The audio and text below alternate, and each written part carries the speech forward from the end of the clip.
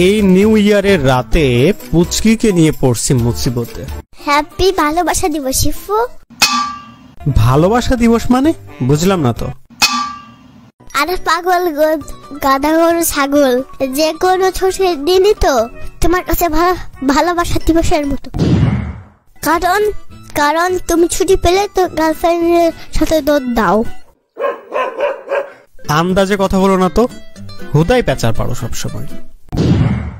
পেঁচাল পারি নাকি আমি ডিম পারি, আই ডোন্ট কেয়ার। তবে মনিয়া মিথ্যা কথা বলে না, মনিয়া শুধু ঘোষ খেতে পারে। মানে কেমনে কি? তুমি যদি আমাকে লাইটের যেতে কিনে দাও তাহলে আমি একটু দেরি না করে এক মুহূর্তের সব তোমার আম্মুকে আমি বলে দেবো তুমি গার্লফ্রেন্ড নিয়ে ঘুরতে যাও। আচ্ছা ঠিক আছে, আমার একটা প্রশ্নের উত্তর যদি দিতে পারো তাহলে তোমাকে লাইটওয়ালা জুতা কিনে দিব। আরে জীবন্ত গুগল, আমি কোনো প্রশ্ন করে আমাকে দমিয়ে রাখতে পারবে না। আরে ওইটা জীবন্ত হবে, জীবন্তব না। বেশি কেন বললা, জীবন্ত দাফন করে দেব।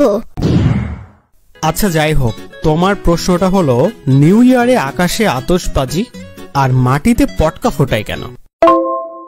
আরে পাগল, তো সাপের মতো সোজা। এই দিনে এই জন্যই পটকা ফোটায়, কারণ আকাশে আতশবাজি মারলে আতশবাজির শব্দে পুরাতন বছর ভয় পালাবে আর নতুন বছর সে সুযোগে আসতে পারবে। হ্যাঁ তা তো ঠিক আছে, কিন্তু তার সাথে সাথে যে ঘুমটাও পালিয়ে যায় সেটা কি হবে?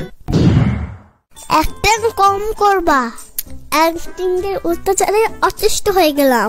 তুমি তো ঘুমাও না, তুমি তো ডিসমিস করো।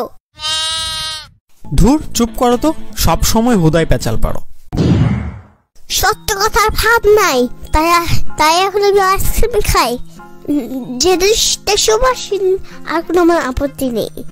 যাই হোক, নতুন বছর উপলক্ষে আনন্দ করতে গিয়ে আতশবাজি আর বিভিন্ন প্রচন্ড শব্দে পাখিরা হুমকির সম্মুখীন হয়। তাই আমাদের উচিত পাখিদের কথা চিন্তা করে শব্দ দূষণের পরিমাণ একটু হলেও কমানো।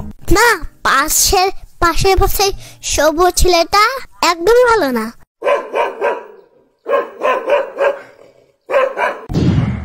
কারণ তোমার মতো সে বেরি খাই।